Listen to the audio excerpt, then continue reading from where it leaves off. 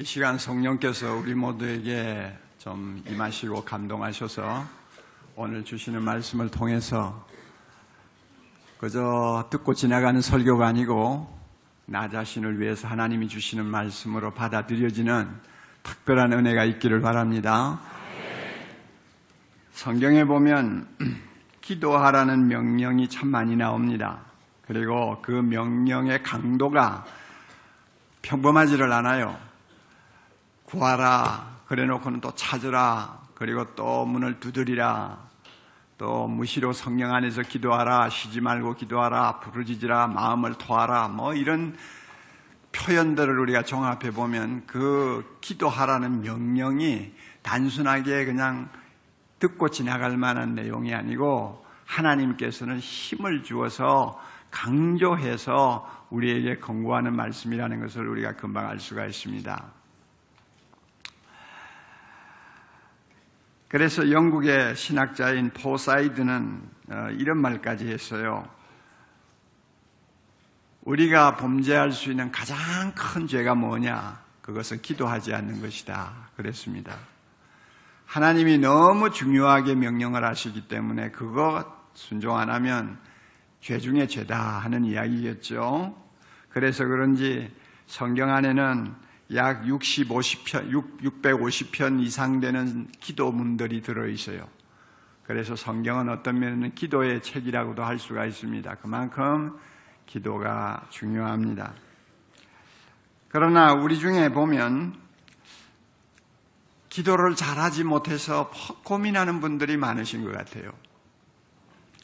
그리고 기도를 해야 된다는 것은 알면서도 이런 이유 저런 이유로 기도가 잘 안 되고 또 결국 하지 못하고 살기 때문에 항상 기도하면은 무거운 짐처럼 느끼는 분들도 계세요.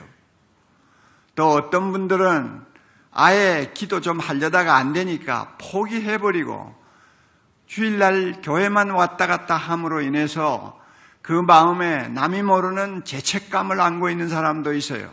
기도 못하는 데에 대한 죄책감이죠. 참 이것은 안타까운 사실입니다. 어떻게 보면은 그런 심정도 이해를 할 수가 있어요. 혹자는 말하기를 기도가 뭐냐? 하나님께 가는 가장 쉬운 길이면서 가장 어려운 길이다 그랬어요. 하나님께 가는 가장 쉬운 길이고 가장 어려운 길이다. 무슨 말이 그래? 우리가 그렇게 생각할 수 있겠는데 이 말을 조금 바꾸면은 차라리 이렇게 하는 것이 나아요. 기도가 뭐냐? 가장 쉬운 것 같지만은 가장 어려운 길.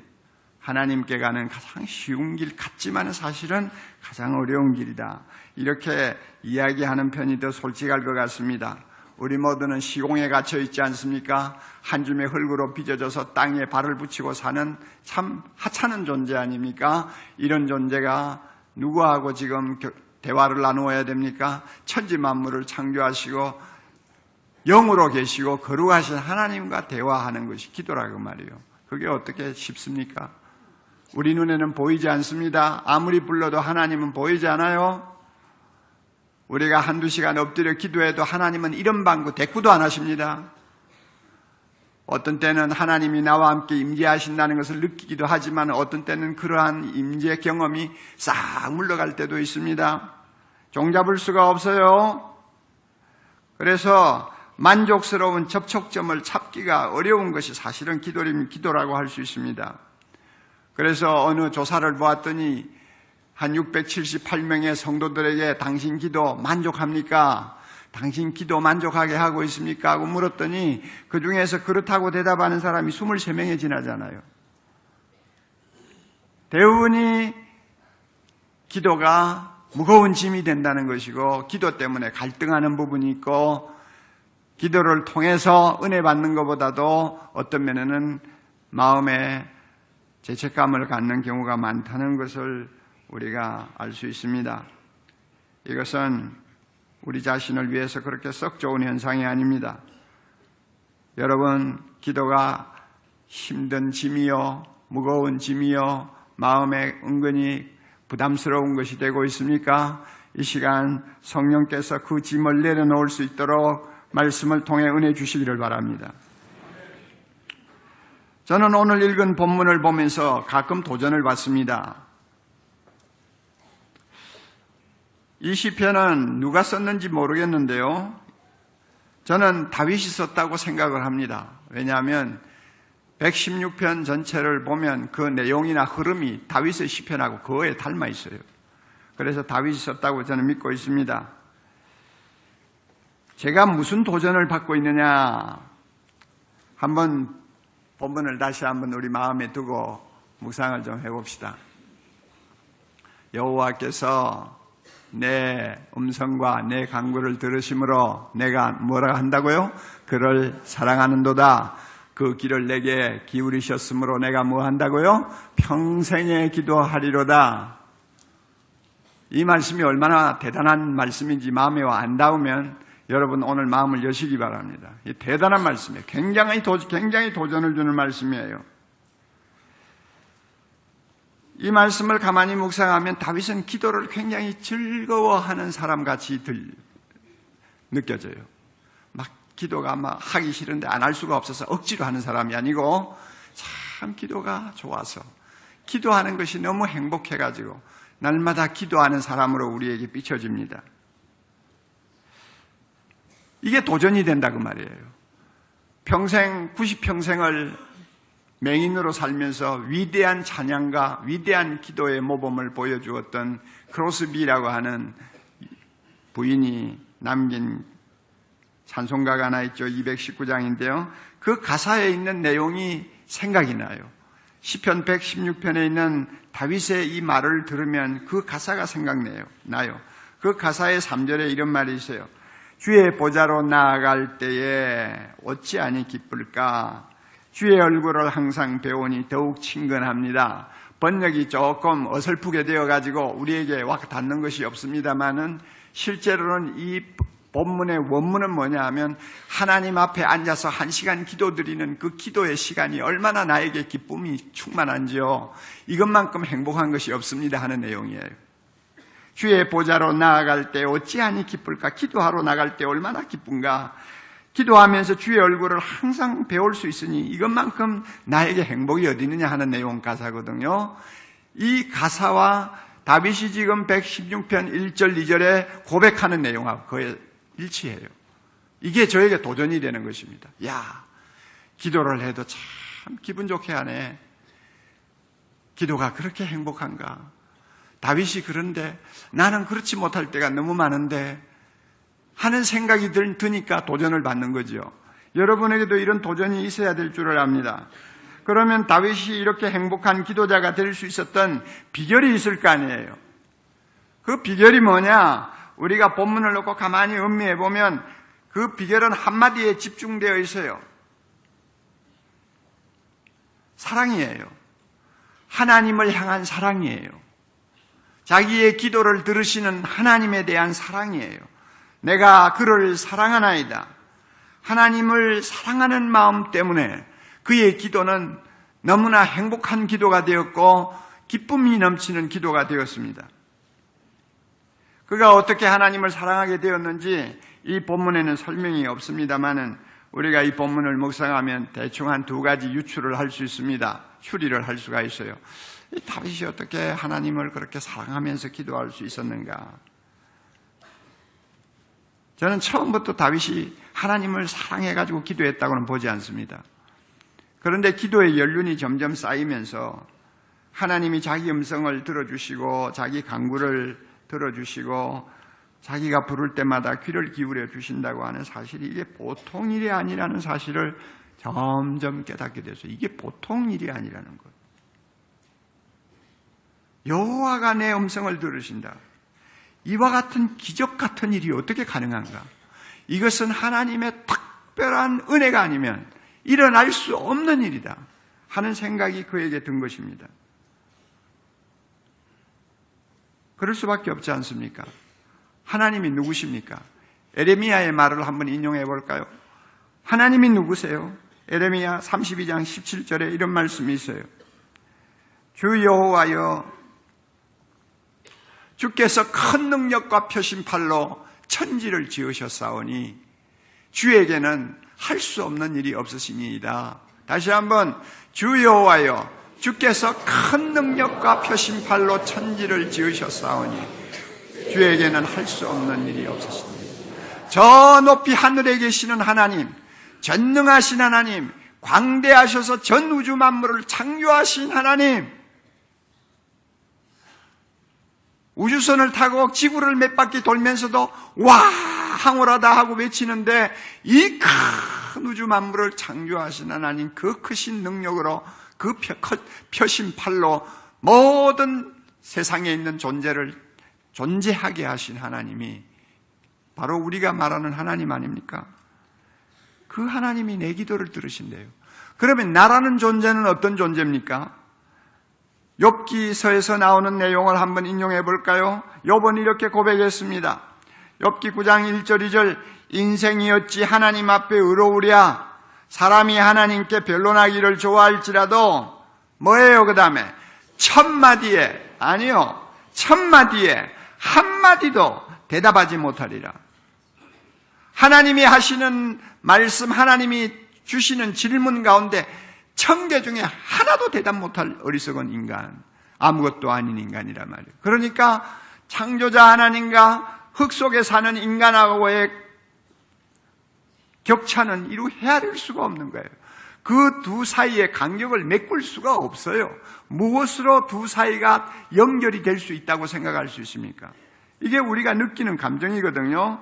이렇게 엄청난 격차를 느끼기 때문에 다윗은 이런 고백을 한 일도 있어요.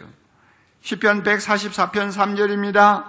여호와여 사람이 무엇이기에 주께서 그를 알아주시며 인생이 무엇이길래 주께서 그를 생각하시나이까? 자연히 이런 마음이 나오는 거예요. 하나님, 내가 뭔데? 하나님이 나의 기도 들으신다는 말입니까? 하나님, 내가 뭔데 주님께서 귀를 기울이고 내 입에서 나오는 한마디 한마디를 주목하신다는 것입니까? 어떻게 이런 일이 있을 수 있습니까? 다윗의 입에서는 자연히 그런 고백이 나올 수밖에 없었어요. 이런 것을 하나하나 깨달으면서 다윗은 자기 기도를 들어주시는 하나님을 사랑하기 시작했습니다. 보통 일이 아니거든요. 기도를 여러분 기쁘게 즐겁게 하려면요, 내 같은 비천하고 죄 많은 인간의 입에서 나오는 한마디의 기도, 그것도 어떤 때는 진실하지도 못하는 기도가 많잖아요. 그 기도를 하나님이 귀담아 들어주신다. 그 하나님 어떤 분인가 생각할 때 감동해서 나도 모르게 그 하나님을 사랑하게 되는 것, 이것이 정상입니다. 그러나 신앙생활 50년을 하고 기도해도 하나님을 사랑하는 감정 없이 기도하고 많은 사람들도 많잖아요. 또 다윗이 하나님을 사랑하게 된 배경에는 또 하나의 이유가 있는 것 같아요. 우리가 잘 아는 바와 같이 다윗은 참 험한 세상을 오래 살았습니다. 10대 중반에 갑자기 국민적인 영웅이 된 것이 화근이 되어가지고 실세라고 할 수 있는 왕의 미움을 받아서 15년이 넘도록 쫓겨다니면서 엄청 고생을 했습니다. 그럴 때마다 온 세상은 다윗을 향해서 돌을 던지는 원수들인데 갈 데도 없고 기댈 데도 없고 속을 털어놓을 데도 없고 도움을 받을 데도 없는 그런 참 최악의 상황에 빠졌을 때 그가 할 수 있는 일은 기도밖에 없었어요. 어린애처럼 하나님을 향해서 부르짖고 그랬는데 그때마다 하나님이 응답을 하셨어요. 여러분 성경 우리 잠깐 보실까요? 시편 116편 밑에 좀 봅시다. 3절을 좀 봅니다. 사망의 줄이 나를 두르고 수월의 고통이 내게 이름으로 내가 환난과 슬픔을 만났다. 한마디로 말하면은 죽음의 위험에 빠졌다. 그럴 때 내가 여호와의 이름으로 기도했어요. 여호와여 주께 구하오니 내 영혼을 건지소서 하였나이다. 막 부르짖었어요. 그랬더니 어떻게 하셨느냐? 6절 여호와께서는 순진한 자를 지키시나니 내가 어려울 때에 나를 구원하셨도다. 하나님이 응답하셨다 그 말이에요. 그리고 8절로 넘어가서 이렇게 고백합니다. 다 같이요. 주께서 내 영혼을 사망에서 내 눈을 눈물에서 내 발을 넘어짐에서 건지셨나이다. 할렐루야. 다윗은 기도하면서 이런 기막힌 체험들을 자주 했어요. 하나님은 기도할 때 귀만 기울이고 가만히 들어만 주시는 분이 아니고 내가 위급할 때, 내가 도움이 필요할 때, 아무도 나를 일으켜주지 아니할 때 하나님이 크신 팔을 내밀어 일으켜주시고 도와주시고 치유해주시고 힘을 주시는 것을 그가 체험했다 그 말이에요. 그러니 이런 하나님을 사랑하지 않고 어떻게 하겠어요? 자기도 모르게 사랑하게 된 거예요. 그래서 내 음성과 내 강구를 들으심으로 내가 주님을 사랑합니다 하는 고백이 그의 입에서 나온 거예요. 그 길을 내게 기울이심으로 내가 평생 기도할 것입니다. 쉬지 말고 기도하는 그것 정도가 아니고 평생 주님 앞에 나가서 기도할 것입니다 하는 마음을 그가 가지고 하나님 앞에 고백한 거예요.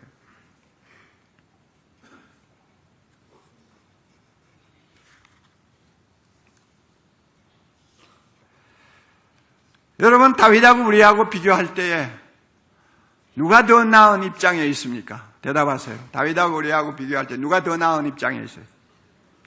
우리가 훨씬 나은 입장에 있지 않아요. 다윗은요, 일생 동안 하나님을 향해서 아버지라는 말 한마디도 못했어요. 두려우신 하나님으로만 알았지, 거룩하신 하나님으로 그는 항상 그렇게 보았지, 우리처럼 아빠, 아버지, 어림도 없는 소리, 다윗은 평생 그렇게 못했어요. 그러나 우리는 예수님 때문에 하나님의 자녀가 됐잖아요. 하나님의 사랑받는 자녀가 됐잖아요. 그러니 자식에게 귀를 기울이지 아니하는 부모가 있습니까? 요즘 같은 세상에서 자식의 입에서 나오는 말 한마디라도 거저 듣고 지나가는 부모 있습니까? 너무 예민해가지고 탈이지요. 이제는 너무 예민해가지고 문제지요. 그래서 모두 자식의 종이 돼버렸잖아요. 부모는 그런 거예요. 자식의 소리에 귀를 기울여요. 숨소리만 좀 거칠게 나와도 무슨 일이 있나 하고 귀를 기울여주는 것이 부모 아니에요. 하나님이 우리 아버지 되세요. 우리 아버지시기 때문에 내 입에서 나오는 말, 내 마음에 있는 생각 하나도 놓치지 않고 귀를 기울여 주십니다. 들으십니다. 그리고 나중에는 항상 필요할 때는 응답하십니다. 응답이 없다고요? 그런 소리 하지 마세요. 응답이 지금은 없는 것 같아도 나중에 인생을 살고 지나고 돌아보세요. 지금까지 지내온 건 무슨 은혜라? 하나님의 크신 은혜라. 지금까지 지내온 것 주의 크신 은혜라. 예, 우리가 그렇게 해서 지금까지 살고 있잖아요. 이런 하나님 아버지 우리가 모시고 살고 있어요. 그러니 다윗이 하나님을 사랑했다면 우리는 10배, 20배, 100배로 하나님을 사랑할 수 있는 사람들입니다. 할렐루야. 하나님을 사랑해야 됩니다. 이것이 행복한 기도, 복된 기도, 능력 있는 기도를 계속할 수 있는 비결이에요. 다윗의 고백을 통해서 우리가 배울 수 있는 진리는 한마디로 요약하면 기도가 사랑의 행위라는 것입니다. 기도는 사랑의 행위다. 다시 말하면 다윗에게 있어서 기도한다는 것은 무엇을 의미하느냐? 하나님을 만나고 싶고 하나님과 함께 있고 싶고 하나님과 무엇이나 다 마음에 있는 것을 나누고 싶어하는 무슨 행위? 사랑의 행위다. 사랑이 있으면 만나고 싶잖아요. 그래야 안 그래요? 옛날에 여러분 연애할 때 얼마나 눈에 불을 쓰고 만나고 싶어 했어요. 그렇잖아요.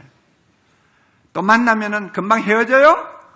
시간이 어떻게 그렇게 잘 가는지, 그 시간은 어떻게 그렇게 빠른지, 만나면 함께 조금이라도 더 함께 있고 싶고, 그 다음에 만나서는 다들 입 꾹 다물고 있나요? 아니죠? 속에 있는 이야기, 되는 이야기, 안 되는 이야기, 거짓말도 섞어가면서 뭐든 하고 싶은 일 다 하잖아요. 이게 사랑의 관계란 말이에요. 하나님과 우리 관계도 내가 나의 기도를 들으시는 하나님을 다윗처럼 사랑하면 내 기도가 사랑의 행위가 되어버려요. 그래서 하나님 항상 만나고 싶어요. 만나면 기도하는 시간에 하나님하고 가만히 있는 것이 참 행복해요. 그리고 뭐든지 말하고 싶어요. 여러분의 기도가 이런 기도가 되었으면 좋겠습니다. 기도가 사랑의 행위가 되면 기도는 더 이상 거래가 되지 않습니다. 거래? 뭐가 거래입니까? 주고받는 거 거래 아닙니까? 기도에도 거래가 될 때가 있어요. 하나님, 내가 이렇게 믿고 3일 금식하고 기도했습니다. 들어주세요. 거래입니까 아닙니까? 거래죠. 그렇죠. 하나님, 주님 내 기도 들어주시면요, 내 10의 3조 냅니다. 틀림없이 10의 3조 냅니다. 그러니까 들어주세요. 한나라는 여자는 그렇게 기도했잖아요. 하나님, 내 자식이 없는데 얼마나 내가 초라한지 모릅니다. 아들 하나만 주세요. 그러면 내가 이 아들을 하나님의 거룩한 제사장으로 바치겠습니다. 선지자로 바치겠습니다. 이게 거래예요. 하나님이 그 기도를 들으셨잖아요. 우리가 험한 세상을 살기 때문에 참 어려운 고비를 만나면 이런 거래와 같은 기도를 할 수가 있습니다. 하나님이 또 이 기도를 좋아하세요. 이 기도를 받으세요. 못할 거 하나도 없어요. 하나님 앞에는 이런 거래하는 기도 얼마든지 가능합니다. 그리고 때를 따라 필요할 때는 믿습니다. 주여 이렇게 하겠습니다 하고 하나님 앞에 기도해야 합니다. 그러나 이런 거래가 기도의 전부라고 생각하면 안 됩니다. 기도의 본질은 전능하신 하나님, 좋으신 하나님, 모든 것을 다 가지신 하나님, 무궁한 사랑으로 우리를 품어주시는 하나님 아버지가 내 음성과 내 간구를 들으심으로 너무 좋아서 그분 앞에 가서 앉는 것이 기도의 본질입니다. 하나님이 너무 크시고 좋으시고 자비로우시고 나를 너무 사랑하시기 때문에 그냥 그 앞에 나가서 앉고 싶어 하는 거, 이게 기도의 본질이에요. 주고받고 내가 얻고 하는 것은 뒷문제고 그저 하나님이 좋아서 그 앞에 가서 앉는 거예요. 엎드리는 거예요. 그리고 그와 함께 교제하고 대화하면서 즐거워하는 것이 기도의 본질이라고 저는 생각합니다.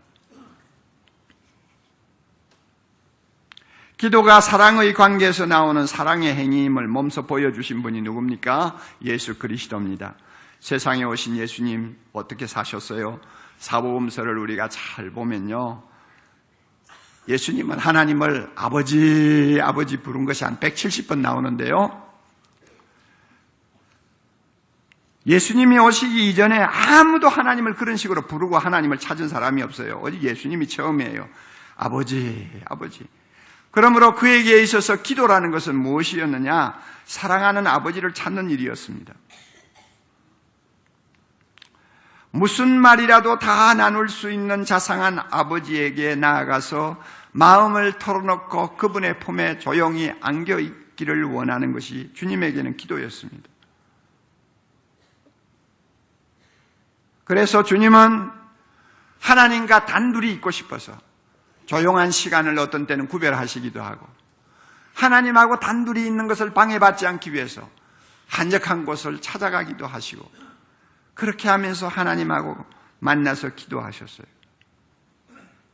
그래서 어떤 분은 예수님을 일컬어서 개인 기도의 개척자다 이런 말도 했어요. 개인 기도, 대부분이 공적 기도가 많지 않습니까? 그런데 개인적으로 하나님과 만나서 기도하는 것을 사실 개척한 분은 예수님이다 하는 말을 하시는 분도 있어요.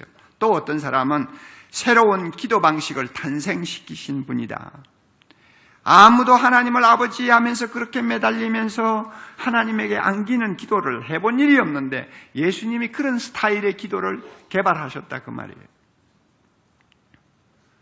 그러므로 예수님이야말로 기도가 서로 사랑하는 두 인격 간의 대화라는 것을 몸소 보여주신 분입니다. 사랑하는 성도 여러분, 여러분의 기도는 어떠합니까? 날마다 달라고 하는 때를 쓰는 거래에 지나지 않는 기도로서 날마다 그냥 머물고 있습니까? 아니면 하나님을 사랑해서 그와 마음을 열고 모든 것을 나누는 사랑의 행위로서의 기도를 하고 있습니까? 하나님을 사랑하세요. 사랑하면 행복한 기도자가 됩니다. 할렐루야. 기도를 하면 할수록 하나님을 더 사랑하게 됩니다. 중요한 말입니다. 기도를 하면 할수록 하나님 앞에 가까이 나가면 나갈수록 더 하나님을 사랑하게 됩니다. 아빌라의 테레사라는 사람이 있습니다. 그분이 이런 말을 했어요.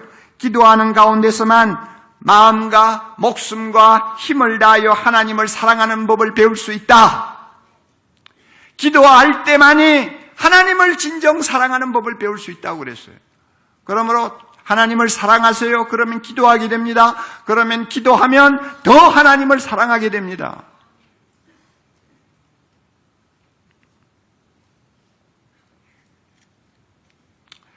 우리가 이처럼 기도를 사랑의 행위로 이해하고 하나님을 사랑하면서 시시때때로 하나님 앞에 나가는 것을 기뻐하면 참 좋은 것 한 가지가 있어요. 뭔지 아세요? 사랑의 행위이기 때문에 좋은 점이 하나 있어요. 무슨 말을 가지고 하나님께 기도할까 하는 그 고민 별로 안 해도 된다고 말이에요. 우리가 격식을 따지면 기도라는 것이 어떤 면에는 내용의 순서가 있어요.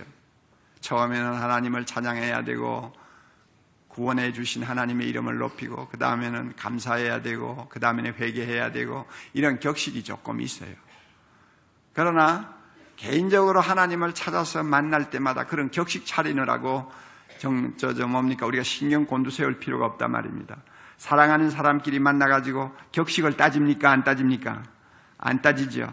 첫 번 대화가 뭘까? 두 번째 대화가 뭘까? 종이 써가지고 가는 사람이 있어요?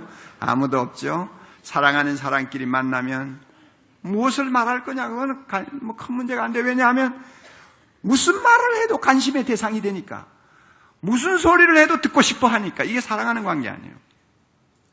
믿습니까? 믿습니까? 하나님을 사랑해서 기도하는 사람은요, 하나님 앞에 내가 무슨 말을 드릴까, 무슨 말씀을 드릴까, 그 신경 별로 안 써도 돼요. 여러분 중에 기도 못하는 분들 대부분이 왜 못하느냐? 할 말이 없어서. 이게 이제 문제거든요. 5분만 말하면 할 말이 떨어져. 그래서 기도가 굉장히 힘들다 이런 말을 하는 사람이 있는데, 그것은요, 하나님을 마음으로 진정 사랑하는 그런 마음으로 바뀌면 해결되는 거예요. 하나님이 너무 사랑하시고 나도 하나님을 너무 사랑해서 사랑하는 두 사람이 만났는데 그 관계는요, 무엇이든지 다 들어주는 거 아니에요. 무엇이든지 듣고 싶어 하는 거 아니에요.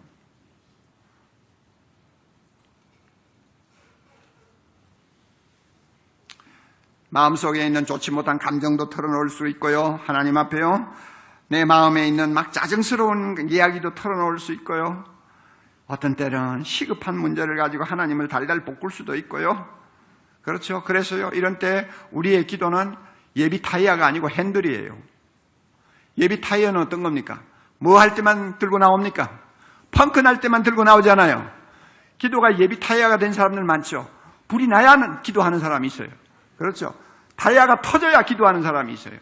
그런 핸들은 차만 탔다 하면은 한순간도 놓지 않고 손에 쥐고 흔들지 않아요. 돌리지 않아요. 사랑의 기도는 그런 거예요. 하나님 앞에 사랑의 마음을 가지고 나가서 기도하는 사람은 핸들과 같아요. 그저 이리 틀면서도 하나님 앞에 기도하고 저리 틀면서도 하나님 앞에 기도하고 항상 손 안에서 도는 핸들과 같이 내 마음이 하나님을 향해서 열려 있는 거예요. 시편을 보면 아주 흥미로운 사실이 하나 있습니다. 시편은요, 하나님을 사랑한 경건한 자들이 하나님께 아뢰는 온갖 기도들로 가득합니다. 그래서 칼빈, 위대한 종교개혁자 칼빈은 이런 말까지 했어요. 시편을 가리켜서 말하기를 영혼의 구석구석을 모두 꺼내 보여주는 해부도라 그랬습니다. 그냥 아예 배를 가르고 속에 있는 것을 다 드러내서 해부하는 의사처럼 영혼 안에 들어있는 모든 것을 다 끄집어내서 보여주는 해부도와 같다. 칼빈은 그런 말을 했어요. 시편에는 보면 그래요. 인간의 모든 감정이 다 녹아 있어요. 모든 감정이 다 녹아 있어요. 시편을 잘 읽어보세요. 두려워 떠는 사람도 있습니다. 찬양하는 소리도 있습니다. 불안해하는 사람도 있습니다. 분노해가지고 부들부들 떠는 사람도 있습니다. 사랑하는 사람도 있습니다. 근심에 찔린 사람도 있습니다. 절망에 빠진 사람도 있습니다. 감사함에 춤을 추는 사람도 있습니다. 슬픔에 땅을 치는 사람도 있습니다. 의심하는 사람도 있습니다. 고통하는 사람도 있습니다. 그뿐인가요? 기뻐서 하나님을 영광 돌리는 사람이 있는가 하면 남을 저주하는 사람도 있고 복수하는 사람도 있고 다 있는 거예요. 시편 안에. 이건 뭘 의미하느냐? 사랑하는 마음으로 하나님 앞에 나가면 내놓지 못할 것이 없다 그 말이에요. 그 중에서 우리의 주목을 끄는 것이 있다면 저주하는 기도입니다. 어떻게 하나님 앞에 기도할 때 남을 저주합니까? 있을 수 있어요? 없어요? 그런데 집에 가서 시편 109편을 읽어보세요. 저주하는 시편이 몇 개 있는데 그 중에서 대표적인 것이 109편이에요. 109편을 집에 가서 한번 읽어보세요. 아마 이것도 다윗인 것 같은데요. 너무 사람들이 자기를 괴롭히고 중상모략하고 거짓말하고 다윗은 그 사람을 품어주려고 해도 그 다윗을 받아주지를 않고 죽이려고 노리고 온갖 악한 짓을 다 하니까 다윗도 인간인데 가만히 그거 참다 터지지요. 그래가지고 못 견뎌가지고 하나님 앞에 엎드려서 자기를 괴롭히는 사람들을 저주하기 시작합니다. 뭐라고 저주하는지 아세요? 하나님, 사탄이 그의 오른편에 서게 하소서. 하나님, 그가 기도할 때마다 그 기도가 죄가 되게 하옵소서. 하나님, 그 사람 오래 살지 못하고 요절하게 하옵소서. 저주치고는 기가 막히죠. 하나님, 그 사람의 직분을 빼앗아 타인에게 주소서. 하나님, 그 자식들 다 고아가 되게 하시고 그 아내들은 전부 다 가부가 되게 하소서. 하나님, 그 자녀들이 유리하면서 빌어먹을 때 그 자녀에게 동령을 베푸는 사람이 하나도 없게 하옵소서. 고리대금하는 자가 그가 가진 소유를 다 빼앗아가게 하소서. 하나님, 그것만으로도 속이 안 찹니다. 자손이 아예 끊어지게 하소서. 그것도 안 되겠어요. 조상의 죄값을 전부 다 그 자식들에게 갚으시옵소서. 여러분, 이런 저주가 천하에 어디 있어요? 저는 이런 저주의 기도를 보면서 오랫동안 참 곤혹스러움을 금치 못했어요. 세상에 이런 기도가 어디 있나? 하나님 앞에 나가서 기도하는 기도가 이런 기도가 어디 있나? 하고 생각을 하고 고민을 했는데 얼마 전에 제가 읽는 책을 통해서 큰 깨달음을 얻었어요. 여러분, 우리가 잘 아는 바와 같이 사람은 누구나 마음으로 악마 같은 생각에 빠질 때가 있습니다. 있습니까? 없습니까? 있죠. 저주하고 싶은 마음 생기죠. 복수하고 싶고 심하면 죽이고 싶은 생각이 있어요? 없어요? 옥 목사 마음에도 그런 마음이 생겨요.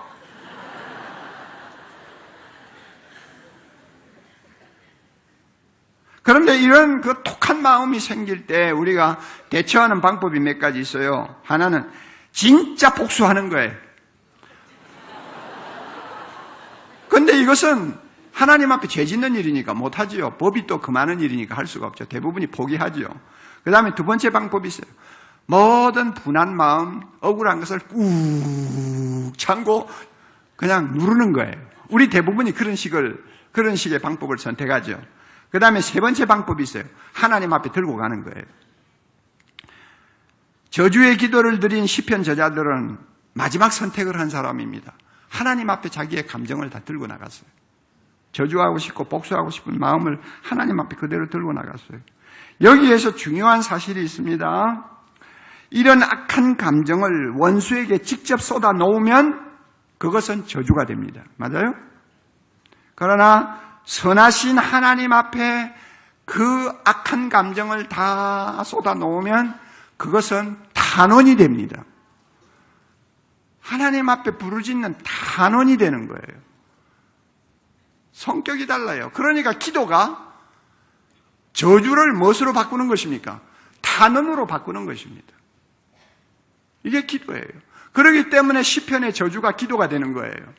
실제로 하나님께서 그 사람이 그런 저주를 받기를 원해서가 아니라 너무 마음이 힘들고 고달프고 고통스러우니까 그냥 하나님 앞에서는 마음 놓고 다 털어놓는 거예요.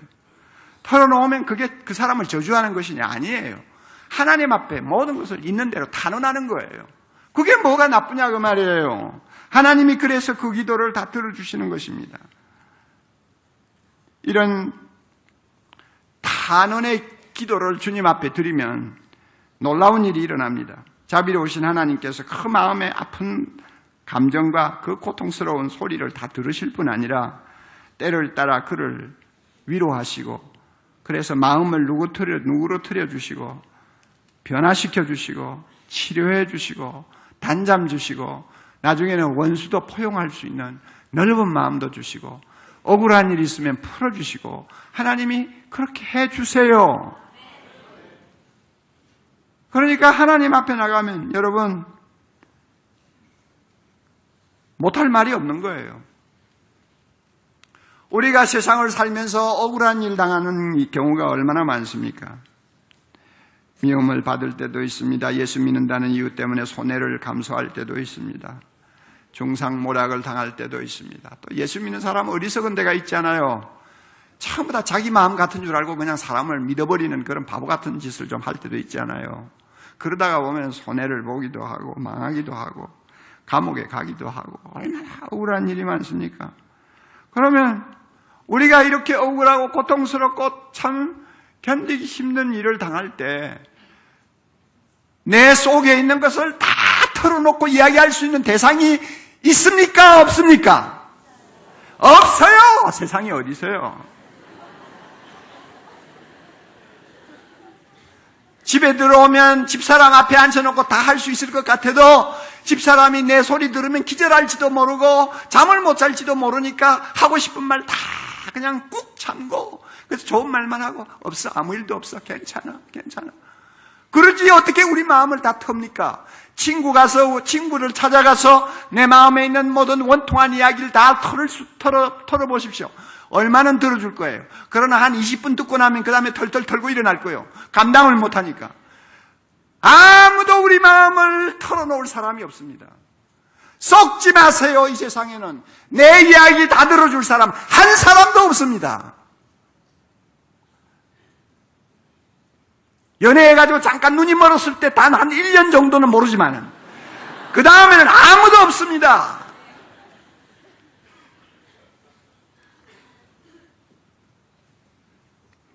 오직 한 분만이 우리의 마음에 있는 좋은 감정도 나쁜 감정도 선한 감정도 독한 감정도 있는 대로 다 털어놓으면 1시간도 좋고 밤새도록도 좋고 이틀도 좋고 금식을 한 달 하면서 주님 앞에 부르짖어도 좋고 실증나지 않는 마음으로 다 들어주시는 분이 한 분 계세요. 누굽니까? 우리 좋으신 하나님, 내가 사랑하는 하나님입니다. 아버지입니다. 할렐루야. 그래서 시편 62편 8절에 이런 말씀이 있습니다. 백성들아 시시로 그를 의지하고 그 앞에 마음을 토하라. 또 누가복음 18장 7절 8절에 또 이런 말씀을 주님이 하셨어요. 하물며 하나님께서 그 밤낮 부르짖는 택하신 자들의 무엇입니까? 원한을 풀어주지 아니하시겠느냐? 그들에게 오래 참으시겠느냐? 아니야. 내가 너희에게 이르노니 속히 그 원한을 풀어주시리라. 할렐루야. 그러므로 그 길을 우리에게 기울이시는 하나님을 사랑하십시오. 그러면 그 앞에 나갈 때마다 나는 무슨 말을 해야 될지 고민할 필요가 없습니다. 속에 있는 이야기 다 털 수 있어요. 저주하는 말까지 들어주시는 하나님이신데 저는 예수 잘 믿고 기도 열심히 하는 사람 치고 스트레스 받아가지고 우울증 걸리는 사람 못 봤어요. 스트레스를 풀 때가 있는데 왜 우울증에 걸립니까? 안 풀고 담고 있으니까 문제가 터지는 거지. 날마다 밤마다 하나님 앞에 나와서 눈물 흘리면서 주야 난 누구 미워 죽겠습니다. 우리 남편 저거 가만히 두지 마십시오. 나에게 이렇게 했습니다. 하나님 나는 억울해서 못 살겠습니다. 하나님 내 사정 아시지요? 뭐 하십니까? 하나님 일어나세요. 오늘을 넘기지 말고 좀 다리를 부질러 주세요. 이렇게 하나님 앞에 그냥 막 털어놓는데 거기에 무슨 스트레스가 쌓입니까? 여러분 한번 생각을 해보세요.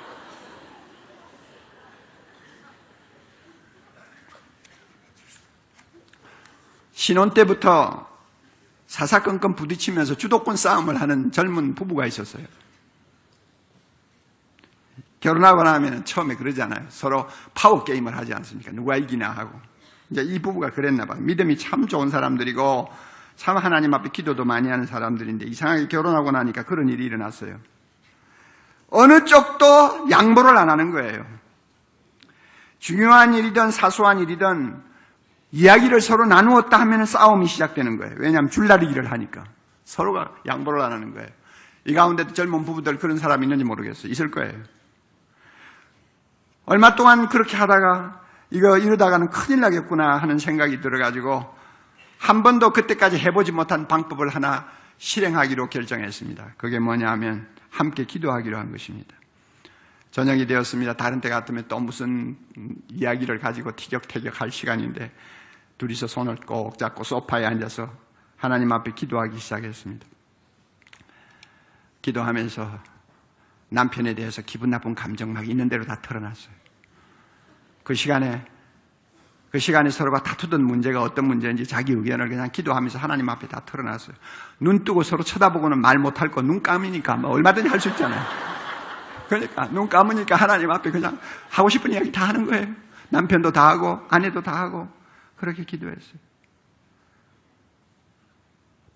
그런데 창조주 하나님 앞에서 둘이 서서 마음을 이렇게 솔직하게 열기 시작하니까 누가 이기느냐 누가 지느냐 하는 이런 주도권 다툼은 나중에는 문제거리가 되지를 않았습니다. 서로 마주보고 으르렁거리는 대신에 주님을 향해서 나란히 서게 되니까 자비로우신 하나님 아버지께서 보이지 않는 손으로 그들을 하나하나 손질하기 시작하셨어요. 매일 저녁마다 기도를 할 때 하나님께서 그들의 감정을 다스려 주셨어요. 인내하는 법도 배우게 하셨어요. 서로 이해하는 법도 배우게 하셨어요. 서로 사랑하는 것이 무엇인가를 하나하나 깨닫게 하셨어요. 그래서 그때 기도하기 시작해가지고 그 기도를 25년이 지난 지금까지도 계속하고 있는 거예요.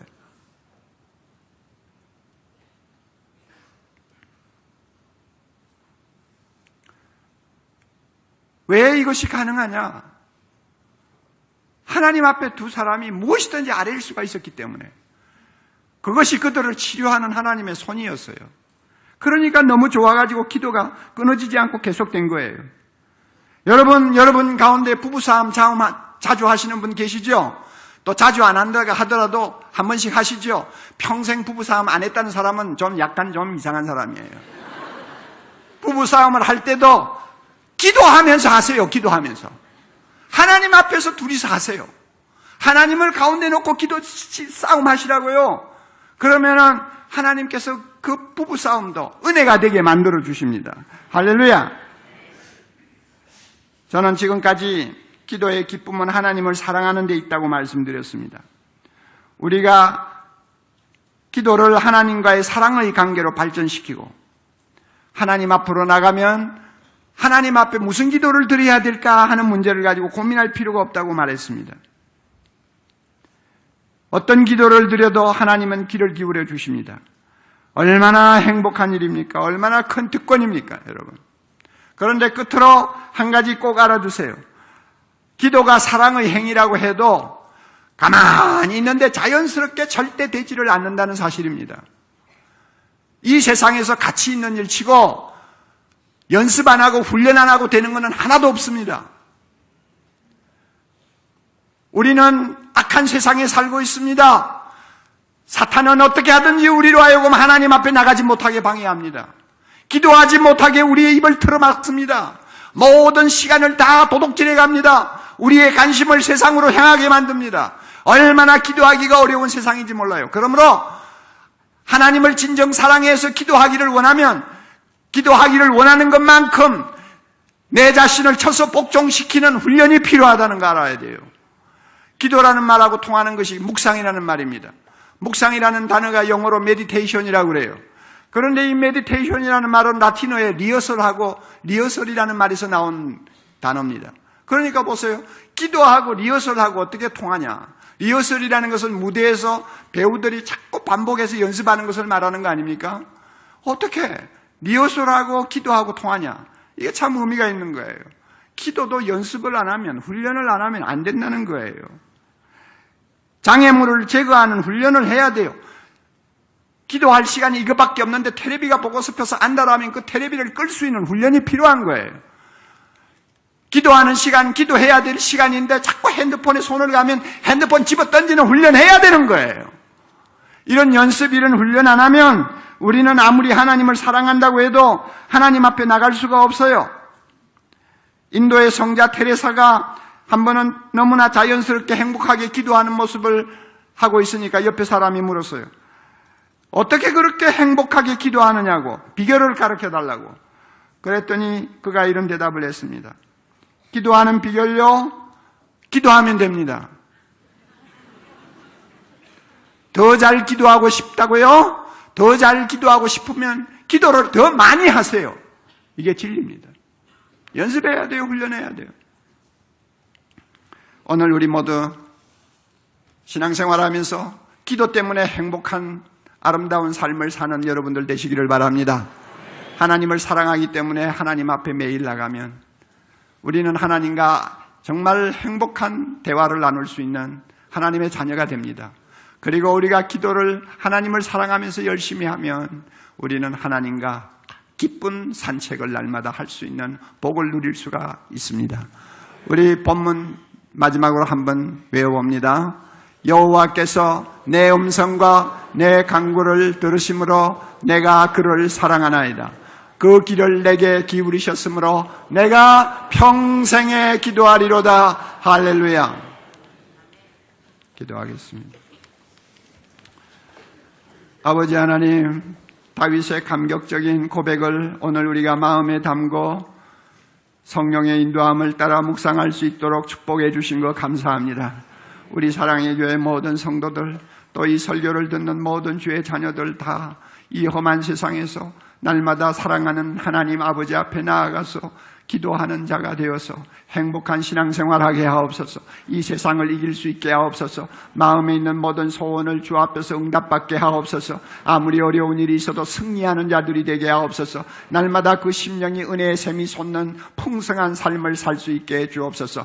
여호와여 우리를 만나 주시옵소서. 여호와여 우리에게 응답하시옵소서. 여호와여 그 길을 기울이사 우리가 쉬지 않고 기도하는 사람 되게 해 주시옵소서. 예수님 이름으로 기도하옵나이다. 아멘.